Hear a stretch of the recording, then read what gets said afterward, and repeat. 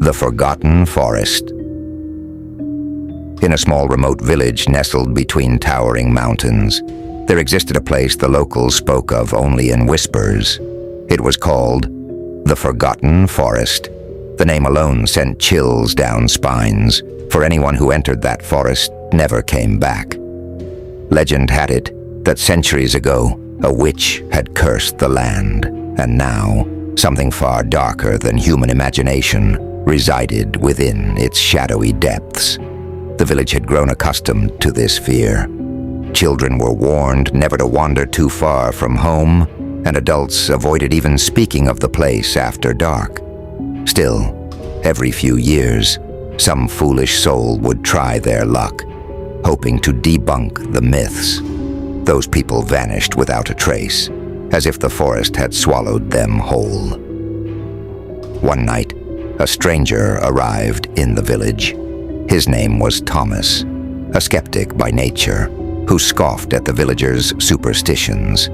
He was a writer, searching for his next story, and the mystery of the Forgotten Forest intrigued him. No warnings or tales of terror could dissuade him from venturing inside. He believed in reason, not in curses or ghosts.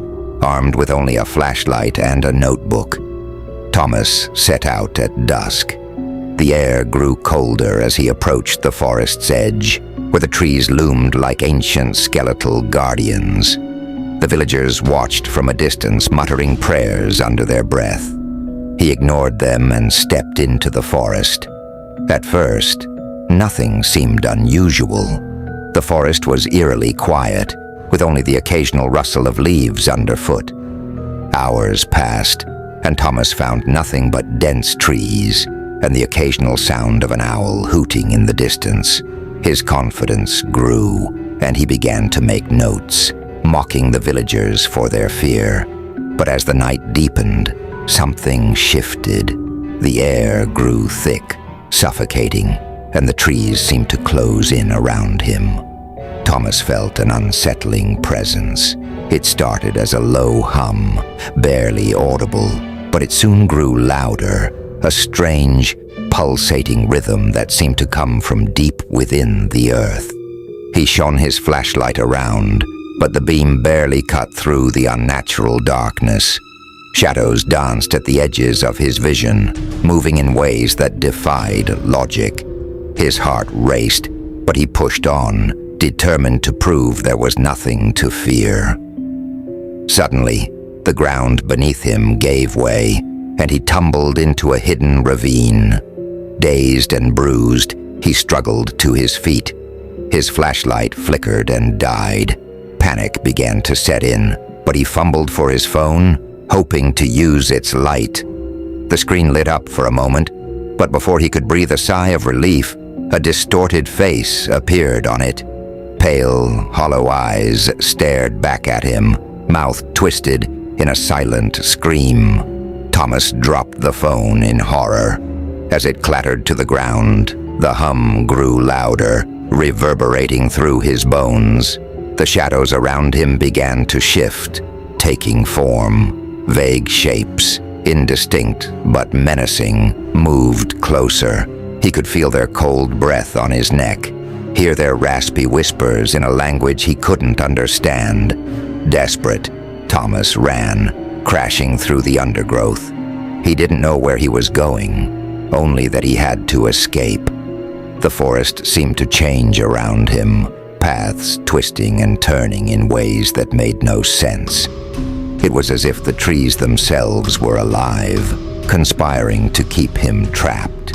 Just as he thought he could run no more, he stumbled upon a clearing. In the center stood an old, dilapidated cabin. Its windows were shattered, and the door hung ajar, creaking in the wind. Against his better judgment, Thomas entered, hoping to find some refuge from the horrors outside. The cabin was empty, save for a dusty old chair and a table littered with strange, ancient books. The air inside was thick with the smell of decay. As he flipped through one of the books, he realized with mounting dread that the pages were filled with the names of people. Hundreds of them. Some of the names had been crossed out. His own name was there, at the bottom of the list, uncrossed. Suddenly the cabin door slammed shut with a deafening bang. Thomas spun around, but there was no one there. The hum had returned, louder than ever, and now it was coming from inside the cabin itself. The shadows crept in through the cracks, swirling around him, whispering his name. His breath quickened, and his mind raced. He tried to open the door, but it wouldn't budge. Then he noticed something in the corner of the room, a figure, crouched and hidden in the darkness. It was watching him. As the figure rose, Thomas saw it for what it truly was, a twisted, emaciated being, its eyes gleaming with hunger and malice. It stretched out a skeletal hand, its bony fingers reaching for him. Thomas screamed, but no one was around to hear him. The villagers had long since gone to bed, resigned to the fate of yet another lost soul. The next morning, the forest was quiet once again. The sun shone through the trees, casting long, peaceful shadows. There was no sign of Thomas, nor of the horrors he had encountered. The forgotten forest had claimed another victim, and the village would continue to live in fear of the place they dared not enter. As for Thomas, his name was crossed out in the book, and the forest waited, patient and eternal, for its next visitor. The hunt begins.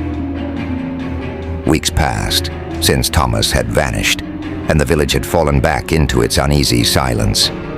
People whispered about him now, like they did about all the others who had been foolish enough to venture into the forgotten forest. But something was different this time. The villagers felt a growing sense of dread, a weight pressing down on them. It was as if the forest itself had grown hungrier, more restless. Then came the rumors. People claimed to see strange lights flickering deep within the woods at night. Shadows, darker than any natural darkness, seemed to move of their own accord at the forest's edge. Some said they heard voices calling to them from the trees, voices that sounded eerily like Thomas. A few miles away, in the neighboring town, Amelia, Thomas's sister, began to grow worried. She hadn't heard from him in over a month, and the last message he sent was cryptic, a single line. "I've found something incredible, something terrifying." No matter how many times she tried to contact him, there was only silence. Amelia wasn't one to believe in ghost stories, much like her brother, but something gnawed at her, a feeling she couldn't shake. She decided to head to the village herself, determined to find out what had happened to Thomas. Armed with her brother's old journal, she set off for the place where he was last seen, the forgotten forest. When she arrived, the villagers met her with fearful eyes. They refused to speak of Thomas or the forest. No one was willing to help her, save for one man, an old hunter named Eli. He was the only one who had ever ventured near the forest and lived to tell the tale. "You're walking into death's arms, girl," Eli warned her, his voice gravelly with age and fear. "Your brother isn't the first to go in, and he won't be the last. But whatever's in that forest, it's waking up. I've felt it. I've seen things in the trees, things that shouldn't be." Amelia, though unnerved, was determined. She couldn't leave without answers. "Then help me find him. You know the forest better than anyone. I need your help." Eli hesitated but eventually agreed. "I'll take you as far as I can, but once you're inside, you're on your own." The next evening they set out together, Eli guiding her through the woods with a rifle slung over his shoulder. The forest felt alive around them. Trees groaned in the wind, branches swayed ominously, and the ground seemed to pulse beneath their feet. The deeper they went, the darker it became, as if the forest was swallowing the last remnants of daylight. After several hours, they reached a clearing, the same one where Thomas had found the cabin, but the cabin was no longer abandoned. Smoke rose from its chimney, and a dim light flickered inside. "Someone's there," Amelia whispered, her heart racing. "Maybe Thomas." Eli shook his head. "No, we shouldn't be here. That place is cursed." Before they could turn back, the door of the cabin creaked open. A figure stood silhouetted in the doorway. Amelia's breath caught in her throat. It looked like Thomas. Same build, same height. But something was wrong. His movements were jerky, unnatural, like a puppet on strings. "Thomas?" she called out, stepping forward. The figure didn't respond. Instead, it began to walk toward them, slow and deliberate. As it moved closer, the light from Eli's lantern revealed its true face. It wasn't Thomas. The thing that wore his shape was hollow. Its eyes black pits, its skin stretched tight over bone. Amelia screamed, stumbling back. Eli raised his rifle and fired, but the bullet passed through the figure as if it were made of smoke. The creature didn't flinch. It kept coming, a guttural growl rising from deep within its chest. "Run!" Eli shouted, grabbing Amelia's arm and pulling her away. They sprinted through the forest, branches whipping at their faces, the sound of the creature's heavy footsteps echoing behind them. But no matter how fast they ran, the thing was always just behind them, gaining ground with every step. Finally, they reached a narrow ravine. Eli motioned for Amelia to jump across, but as she did, she slipped, falling hard on the other side. She turned back just in time to see Eli standing at the edge of the ravine, the creature looming over him. "Go!" Eli yelled, turning to face the creature with his rifle raised. Amelia hesitated, but before she could react, the creature lunged at Eli, dragging him into the darkness. Amelia could hear his screams echoing through the trees before they were abruptly cut off, leaving her in silence. Terrified and alone, she scrambled to her feet and kept running, her brother's journal clutched tightly in her hands. Hours later, as dawn began to break, Amelia stumbled out of the forest, bloodied and exhausted. She collapsed on the outskirts of the village, gasping for breath.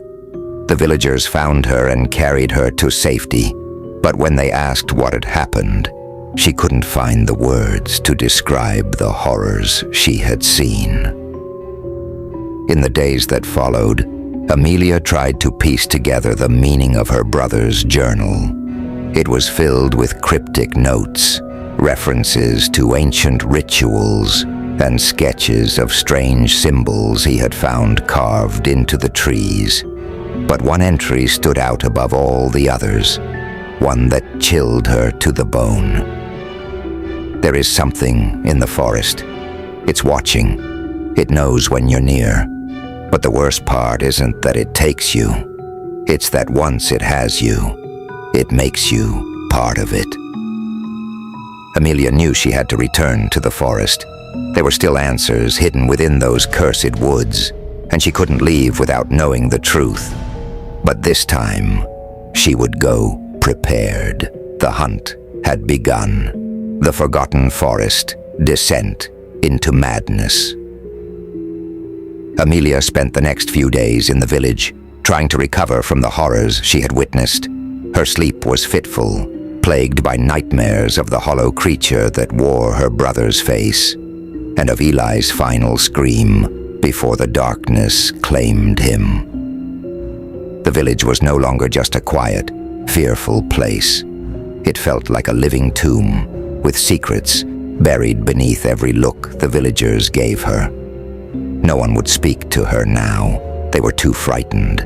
The village had always coexisted with the curse of the Forgotten Forest, accepting it as an inevitable, insidious presence. But Amelia's return, battered and bloodied, seemed to awaken something long dormant within the townsfolk. They kept their distance, muttering behind closed doors. Some said she should leave before she brought more wrath upon them. But Amelia couldn't leave. Not yet. Thomas was still out there, somewhere in that cursed forest, and she needed to know what had happened to him.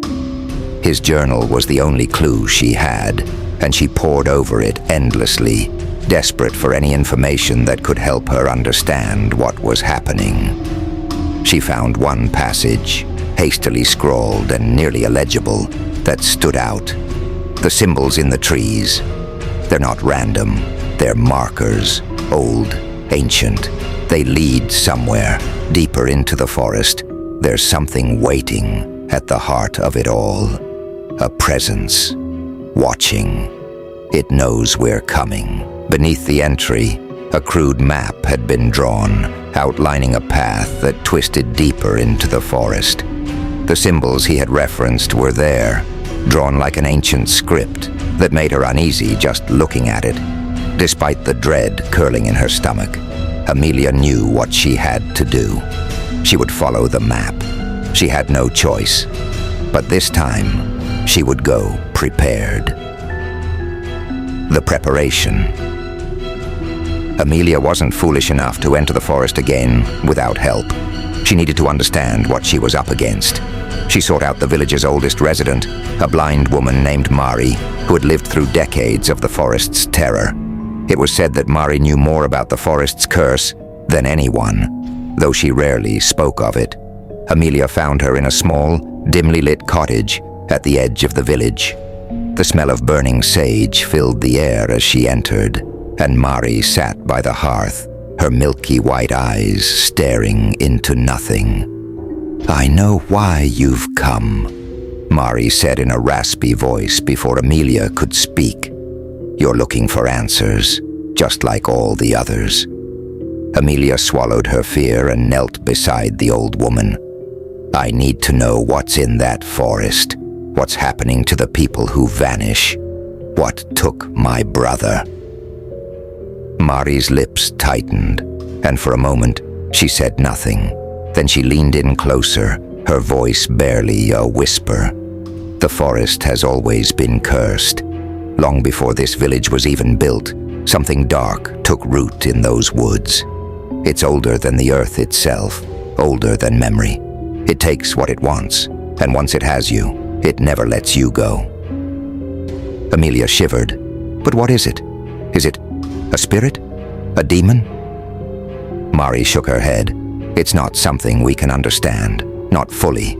It's a hunger, a force. It consumes and twists what it takes, turning them into part of itself. Those who vanish aren't gone. They become part of the forest's curse, feeding it, keeping it alive." Amelia's heart pounded in her chest. "And my brother? Is there any way to save him?" Mari's face softened, but her eyes were filled with sorrow. "If he's still out there, he's not the brother you remember. The forest changes those it claims. But there might be a way to end this. The symbols your brother found, they're part of an ancient ritual, one that binds the curse to the forest. If you can find the source, the heart of the curse, you might be able to break it." Amelia's mind raced. The heart of the curse. Where is it? Mari hesitated before speaking. "Deep in the forest, past the old markers your brother found. There's a place where the trees grow taller than anywhere else, where the ground is blackened and twisted. That's where the heart lies. But be warned, girl. No one who's ever gone there has returned." Amelia stood, determination in her eyes. "I don't care. I have to try." Before she left, Mari handed her a small pouch filled with herbs and a piece of parchment covered in strange symbols. "This is all I can give you. These herbs will ward off the spirits for a time, and this paper contains the final part of the ritual. But once you're there, you'll be on your own." Amelia took the pouch and parchment, thanked Mari, and left the cottage. The fear that gripped her heart was now tempered by a grim resolve. She couldn't turn back now. The descent. The next night, under the cover of darkness, Amelia ventured back into the forest. This time, she was prepared. She followed the map her brother had drawn, her steps careful and deliberate. The air felt heavier with each passing hour, as though the forest itself was watching her every move. The further she went, the stranger the landscape became. The trees were twisted, their bark covered in the ancient symbols her brother had sketched. The ground was soft, almost like walking on rotting flesh. The air hummed with that same low, throbbing pulse she remembered from her first visit. Amelia clutched the pouch of herbs tightly, her fingers trembling. She felt the presence of something watching her from the shadows, always just out of sight. The whispers began again, faint at first, but growing louder the deeper she went. They called her name, sometimes in her brother's voice, sometimes in Eli's. She stopped at the edge of a massive tree, its bark blackened and gnarled. This had to be the place, the heart of the curse. The symbols carved into the tree glowed faintly in the darkness, pulsing like a heartbeat. Amelia took out the parchment Mari had given her and began to read the incantation, her voice trembling as she recited the ancient words. The forest seemed to groan in response, the air around her vibrating with energy. Suddenly, the ground beneath her feet shifted. The tree's roots began to writhe, slithering like serpents. The shadows around her grew darker, closing in. The hum grew into a deafening roar as the forest seemed to come alive, enraged by her presence. Amelia's hands shook as she continued the ritual. But just as she was about to finish, she felt something cold wrap around her ankle. She looked down and saw one of the roots had coiled itself around her leg, dragging her toward the blackened tree. She screamed, trying to pull herself free, but the root's grip tightened. She could see something moving in the shadows, something that looked like her brother. His hollow eyes are staring at her, a twisted smile on his face. Amelia knew she had only moments before the forest claimed her, too. With one final desperate effort, she screamed the last words of the ritual. The forest went silent. The roots released her, and the shadows around her began to melt away. The tree groaned, its bark splitting open with a deafening crack. A thick, black mist poured out from the tree's heart, swirling around her before rising into the sky. Amelia collapsed to the ground, gasping for breath. The forest was still now, the oppressive weight lifted. The curse was broken, or so she thought. As she staggered to her feet, she heard a voice behind her. It was soft, barely a whisper, but unmistakable. Amelia? She turned, her heart pounding in her chest. There, standing at the edge of the clearing, was Thomas. His eyes hollow, his body twisted and emaciated, but unmistakably him, Amelia. He whispered again, stepping toward her. "You can't leave." The forest had taken him, and it wasn't done with her yet.